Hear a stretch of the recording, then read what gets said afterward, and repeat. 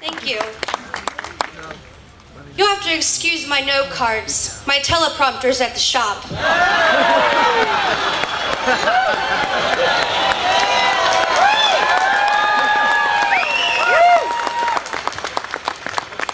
I would like to take a moment to say thank you to all the men and women who have served and are currently serving in our United States military.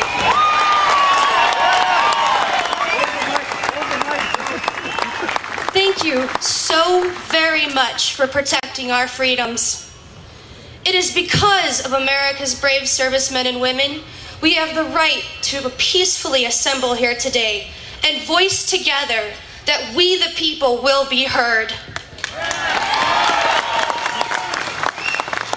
I see before me Americans who love their country, Americans that understand freedom is not only a right, but a precious responsibility. This country belongs to all that will honor what our founding fathers have framed. Our founders knew that too much government intervention and taxation would be the end of American freedom. Right. I know that we the people understand that government must have an active role in our economy. Government is put in place to protect us from anyone who wants to do America harm and to do what is best for the common good of all its citizens. But unfortunately, Big Brother has overstepped his bounds. There has been a huge power grab at our expense, but there is still hope. Today, there are many Americans from all over our great country who are taking a stand and reminding our government that we, the people, are your employers. You work for us.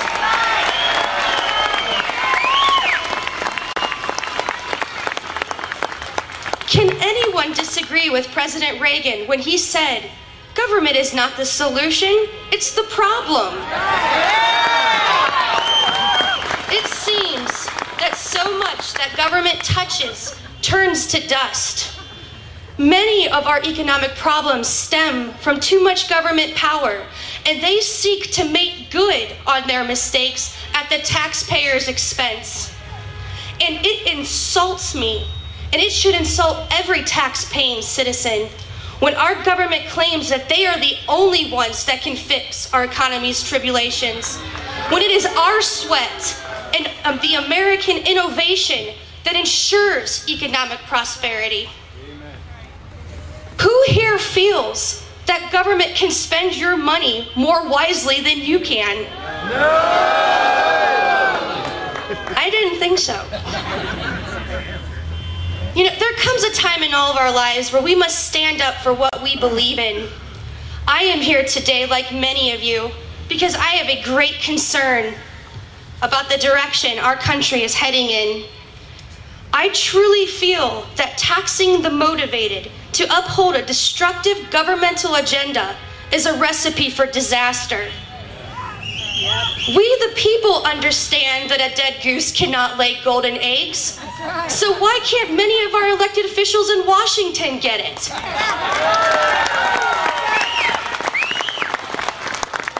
Is it that they don't care? Can they not see past the next election? We the people have the power to elect representation based on their American ideals and look past empty promises. But we must do our part as Americans and do our homework and seek out honest individuals who will protect American citizens and the United States Constitution.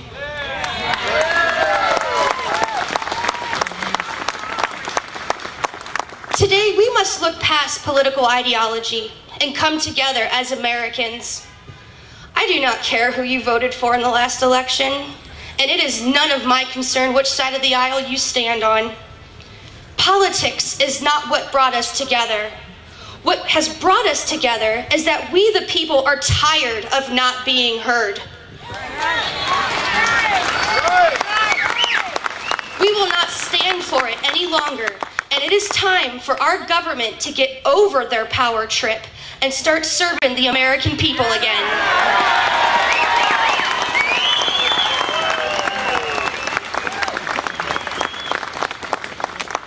We the people will not let government take away from our children and grandchildren. Sadly, they are the ones who will pay the most for this unfair burden of taxation without representation that government has placed on their shoulders. For every tax dollar government takes away from you, that is one less dollar you have to secure your child's future. Being a mom myself, I will not let anyone jeopardize my children's well-being.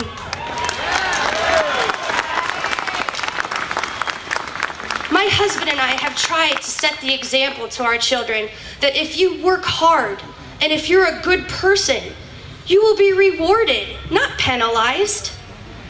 But I fear that our current government representation is out to contradict our teachings. President John F. Kennedy once proclaimed that in the long history of the world, only a few generations have been granted the role of defending freedom in its maximum hour of danger. I do not shrink away from this responsibility. I welcome it. Those are very inspiring words. And today, April 15th, 2009, I look out into the faces of Americans here in Medina, Ohio, and I think it is safe to say that we are all on board with that type of idealism.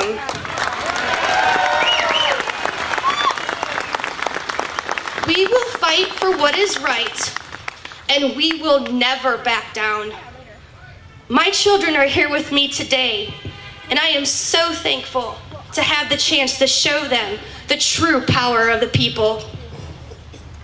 Now tomorrow, when we wake, we must take what we have done here today and remember that we are not alone.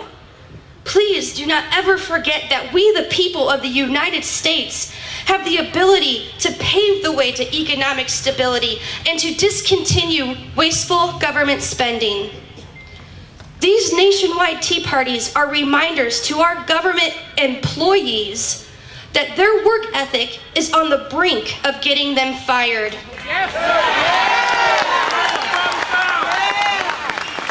If they don't start working for us and stop working against us, we will fill their positions with Americans who actually believe in upholding the sanctity of freedom and the United States Constitution.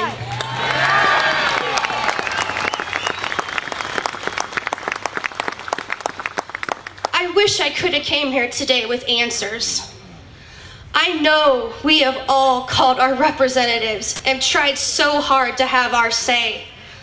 Heck, it's as if every time you turn around, something new comes up that compels us to pick up the phone or send an email to the people who claim to have our best interest at heart.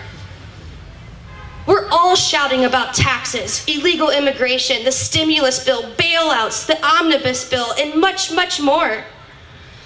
It's as if we are in a never-ending whirlwind of governmental anguish. I feel at times like I am this tiny voice in a room full of chaos. Well, Congress, senators, and President Obama, can you hear me now?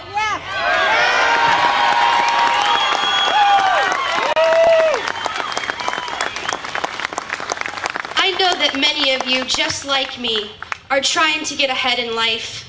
There is no shame in trying to improve yourself, and never let anybody tell you differently. Don't let anyone stand in the way of your pursuit of life, liberty, and happiness. Wanting and working for the best of the American dream is what we as Americans take pride in. But what I tell my children, like what my parents told me, if you expect to enjoy what America has to offer, then you have to give your best to America.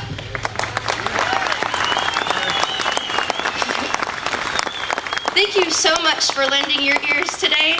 It has been an honor. honor to be a part of this great movement. God bless you, and God bless America.